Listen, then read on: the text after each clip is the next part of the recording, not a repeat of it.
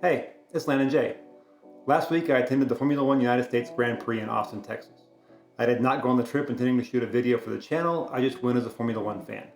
So today we're going to talk about how the best camera is the one you have with you.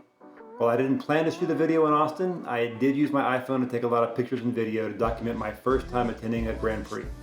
I was able to get a ticket to the race at the very last moment, so flying was out, and instead I drove 10 hours. And it was on that 10-hour drive home on Monday that I really began thinking about making a video to document my trip. I'm actually in the middle of editing that video now. So enough with the backstory. Let's talk about making a YouTube video with a cell phone. In my case, the iPhone 12 Pro. Okay, first question. What app should you use? Typically for video, I use Filmic Pro. As far as apps go, at roughly $15, it's a little pricey, but I can get some pretty good looking video with it. If you're looking for a free app, just stick with your phone's camera app. Honestly, it'll be good enough in most cases. In fact, I only use the iPhone camera app when shooting both pictures and video at the race. Next question. How should I hold my phone? I know, vertical video is common now, but I still say that horizontal is the way to go as a rule. With YouTube being a horizontal platform, shooting horizontal video makes the editing process a lot easier.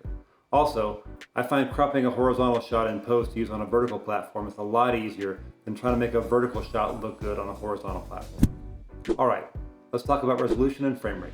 This will depend a lot on your cell phone's camera, but I find that I use 24 frames a second in 4K for most of my videos, and then bump it up to 60 frames a second in 4K if I'm going to be shooting fast-moving subjects like sports or motorsports.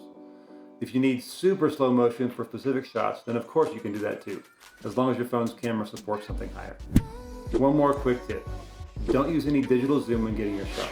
Zoom with your feet whenever you can. Digital zoom makes your shots look really bad, especially when viewed later on larger screens. In post, you will be able to crop in some if you shoot 4K, but for the most part, try to move around wherever you are and frame shots well in camera.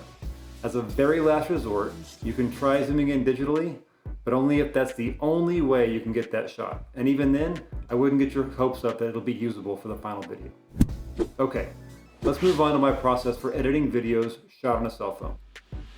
Step 1, get the footage off your phone and onto your editing machine. After each day of racing, I uploaded my pictures and videos to Google Drive.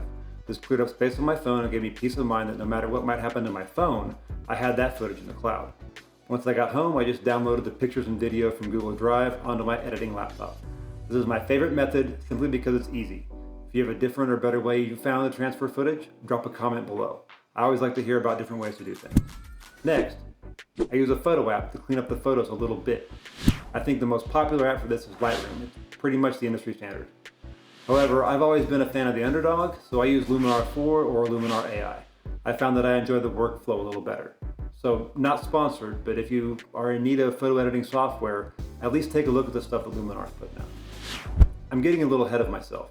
While we're talking about photos, if you're going to use them in a video, or I guess even if you're just making a slideshow, use keyframes in your video editor of choice to add some slight movement to your photos. It'll better engage the viewer and help blend the photos into a video project.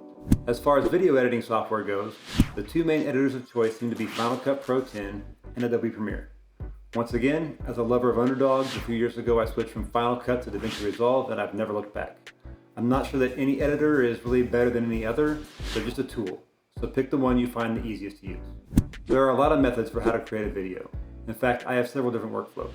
As an example, with the video I'm talking in right now, I make a plan, execute the plan, overcome obstacles, and then when it comes to editing, I refer back to the plan and go hunting for specific clips so that I can edit the video on the timeline piece by piece from beginning to end. In my run and gun videos, like the race video I'm making, I dump everything onto my timeline and then sort them into like groups. Then after I've looked at and sorted all my footage, I plan a story arc and then make a video. Choose whatever workflow works best for you. Just keep in mind the best workflow may change from project to project. Now for my least favorite topic, color correction. I have used and sometimes still use Blackmagic cinema cameras, so it isn't that I can't do color correction, but I'll get straight to the point. I use the colors out of camera whenever possible. Typically with cell phones, you get what you get anyway, and honestly I think the color is good enough for most YouTube and social media use. With my GH4s, I set them up to get the colors I want in camera and try to avoid color correction as it only adds more time and complexity to my workflow, especially considering the type of videos I tend to make and the platforms I put them on. This advice mainly applies to non-client work. If you're producing commercial videos, of course you'd want some color correction in your workflow. Just don't go overboard trying to win a film award on your 5-minute YouTube video. You'll just get burned out. Let's switch it up and talk audio. For videos shot with my cell phone, I try to only use my phone's microphone to record ambient sounds around me. If it's a planned shoot, I'll take an external microphone with me, typically a lav mic, to get much higher quality audio.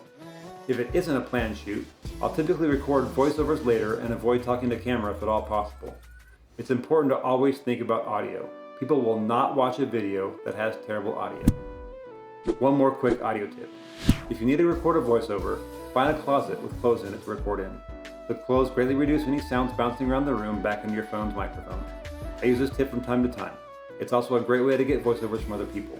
Have them record a voice memo in their closet and send it to you. Staying with sound, the next thing I do is add my organic/ambient sounds, my sound effects, and my background track. This is not a sponsored video, but I use Artlist as a source for music and sound effects for all my video projects. I've tried other audio services, but I've not found any service with a more flexible licensing policy. You can practically use their music and sound effects on any project. I highly recommend them. Next, I check my sound levels and make sure everything is balanced like I want. This is important. Use a quality pair of headphones. It's really easy to miss things if you're listening to a video through speakers. I find that you can make some pretty cringy audio mistakes if you don't listen to your video with headphones. Then I give the entire video one last viewing. My last chance to catch any mistakes before you see it. Lastly, I export the video and upload to YouTube. Speaking of uploading, I'll be finishing up my Formula 1 US Grand Prix video over the weekend. So come back to the channel early next week to see what I was able to make, entirely filmed with my iPhone. Do you have an iPhone filming or video making tip that I missed? Share it in the comments below. I would love to hear back from you. Thanks for watching.